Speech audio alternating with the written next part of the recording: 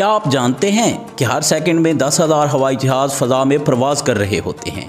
Air traffic control website live plane tracker पर देखा जाए तो पूरी दुनिया का नक्शा हवाई जहाज़ों से भरपूर नज़र आता है।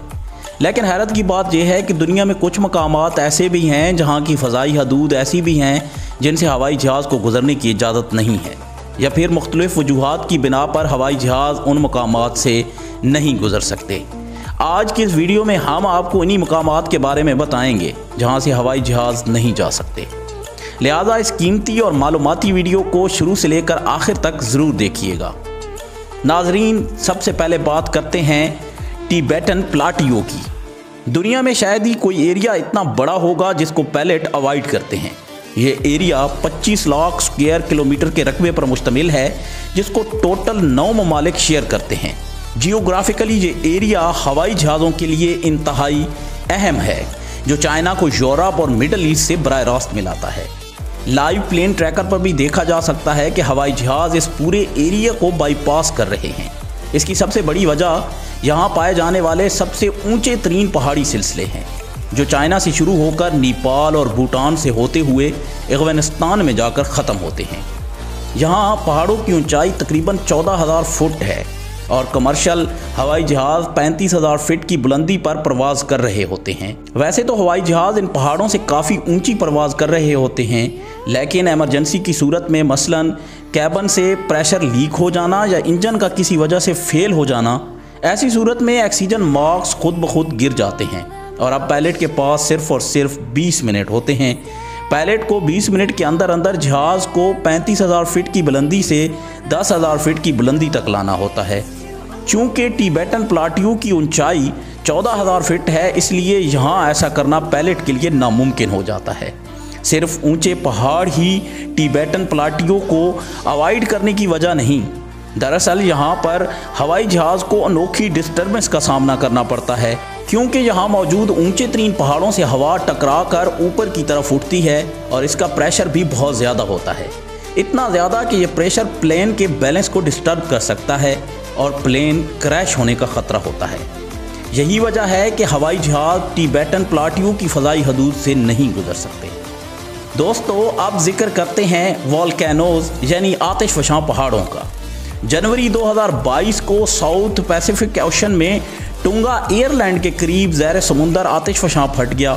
इसका धुआं और राख का बादल इतना बड़ा था कि इसने हिस्ट्री के सारे रिकॉर्ड तोड़ दिए।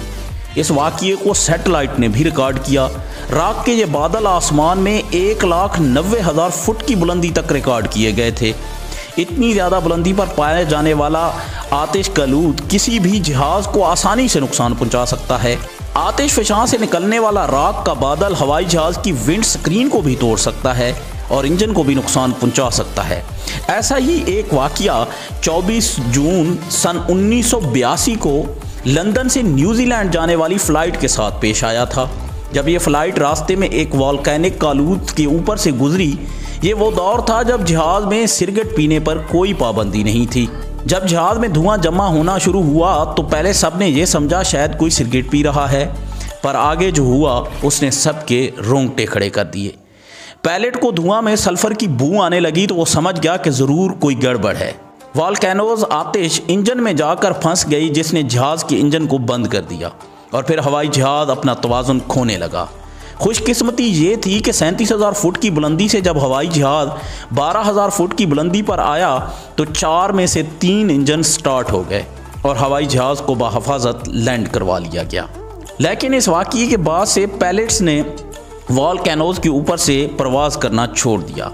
इस मकसद के लिए एयर ट्रैफिक कंट्रोल ने दुनिया भर के एक्टिव वोल्केनोज़ की फ़हरिस्त मुरतब कर रखी है कि ये किन किन इलाकों में वजूद रखते हैं, जिसके बाद इन इलाकों की फ़ज़ाई हदूद का इस्तेमाल एयरलाइंस पर बैन कर दिया गया है।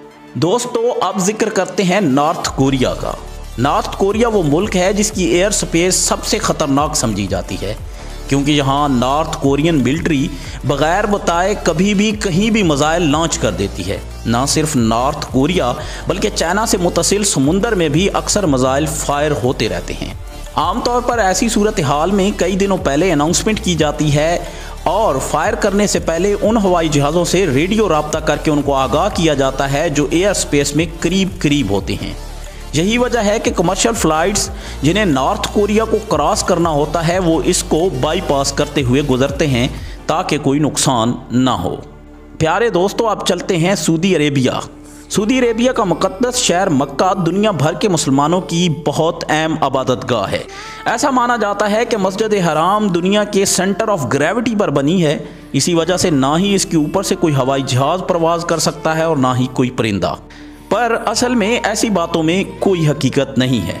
मस्जिद हराम के ऊपर से हवाई जहाज़ इसलिए नहीं गुजर सकते क्योंकि सऊदी गवर्नमेंट ने इसको नो फ्लाई जोन डिक्लेयर कर रखा है। ऐसा करने की दो वजूहात हैं। Number 1, security. मक्का में हर वक्त लाखों मुसलमान मौजूद रहते हैं। अगर यहाँ कोई भी नाखुशगवार वाक़या हुआ तो काफ़ी ज़्यादा जानी नुकसान हो सकता है। Number 2, location. जबकि दूसरी वजह मक्का की लोकेशन है। मक्का एक ऐसी जगह पर है जहाँ चारों तरफ पहाड़ हैं। अगर इसके ऊपर से हवाई जहाज़ गुजरे तो इंजन का शोर 3 गुना बढ़ जाएगा, जो हाजियों और उम्रा ज़ायरीन को डिस्टर्ब कर सकता है। यही वजह है कि मक्का में कोई एयरपोर्ट भी नहीं है। नाजरीन, अब बात करते हैं एरिया 51 की। यूएसए की रियासत न्यूवाडा में 7500 स्क्वायर किलोमीटर पर फैला हुआ ये एरिया यूएसए की एयरफोर्स की टॉप सीक्रेट बेस का हिस्सा है, जिसको एरिया 51 कहा जाता है। एरिया 51 हमेशा से मशकूक सरगर्मियों की वजह से सुर्खियों में रहता है, क्योंकि लोगों का मानना है कि यहाँ अमरीकी आर्मी खुफिया तजर्बात कर रही है। चारों तरफ पहाड़ों की आड़ में छुपी ये सीक्रेट बेस वैसे तो ग्राउंड लेवल से नज़र नहीं आती, लेकिन हवाई जहाज़ से एरिया 51 की बेस को आसानी से देखा जा सकता है। इसी चीज़ से बचने के लिए अमरीकी हुक्काम ने पूरी बेस को नो फ्लाई जोन डिक्लेयर कर रखा है। अगर किसी हवाई जहाज़ ने इसके ऊपर से गुजरने की कोशिश की तो फ़ौरन इसे अपना रास्ता बदलने का कहा जाएगा, और अगर पायलट इनकार करे तो अमरीकी आर्मी या एयरफोर्स के पास इसे मार गिराने की अथॉरिटी मौजूद है। यही वजह है कि पायलट इस एरिया को भी अवॉइड करते हैं।